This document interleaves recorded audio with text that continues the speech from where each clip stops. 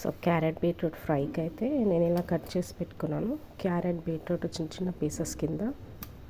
So దీనికి కావాల్సిన ingredients ఏంటంటే ఆనియన్స్, కరివేపాకు, పచ్చిమిర్చి రెబ్బలు, అలాగే చిన్న చిన్న పీసెస్ కింద కట్ చేసుకున్న వెల్లుల్లిపాయ రెబ్బలు ఒక 5-6 అయితే సరిపోతుంది. అలాగే ఇందులోకి జీలకర్ర, కొద్దిగా పసుపు, కారం, ఉప్పు. ఇప్పుడు ప్రాసెస్లోకి వెళ్ళిపోదాం.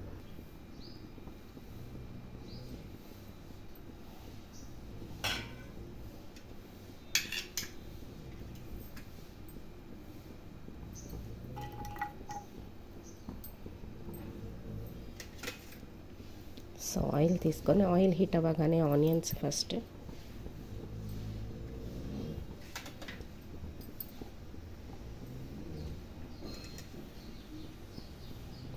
ఆ తర్వాత పచ్చిమిర్చి రెబ్బలు, కరివేపాకు, అదే మనం తీసుకున్న జీలకర్ర, అలాగే తీసుకున్న జీలకర్ర, నెక్స్ట్ వెల్లుల్లి రెబ్బలు,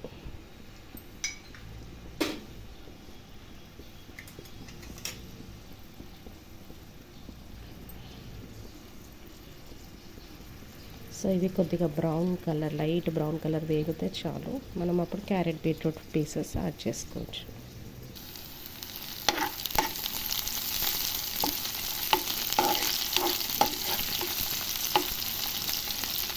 బ్రౌన్ కలర్గా మగ్గిపోయింది కాబట్టి ఇప్పుడు మన పోపు అంతా తీసి మనం పక్కన పెట్టుకుందాము.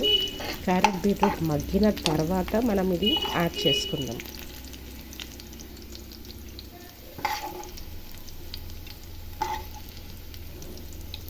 అలా చేయడం వల్ల టేస్ట్ బాగా వస్తుంది.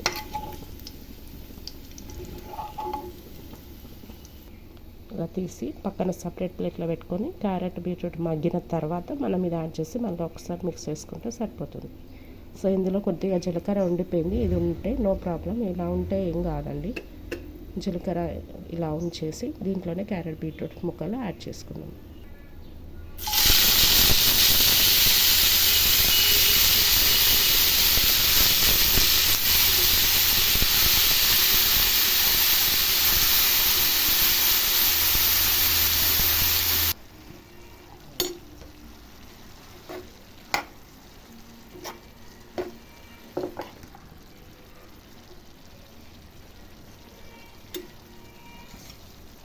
ఇందులోనే కొద్దిగా ఇప్పుడు పసుపు,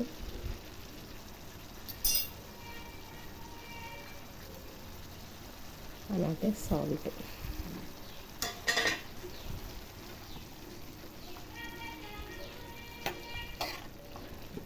ఇది మగ్గాలండి. ఇప్పుడు బాగా మగ్గిన తర్వాత మనం చేసి పెట్టుకున్న పోపు యాడ్ చేసుకుంటే సరిపోతుంది.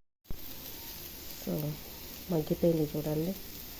ఇందులోకి మనం పోపు చేసి పెట్టుకున్నాం కదా, దానికంటే ముందు ఫస్ట్ కారం వేయలేదు కదా, ఉప్పు పసుపే వేసాం కదా, కారం యాడ్ చేసుకొని ఆ తర్వాత ఈ పోపు అంతా ఇలా మిక్స్ చేసేసుకొని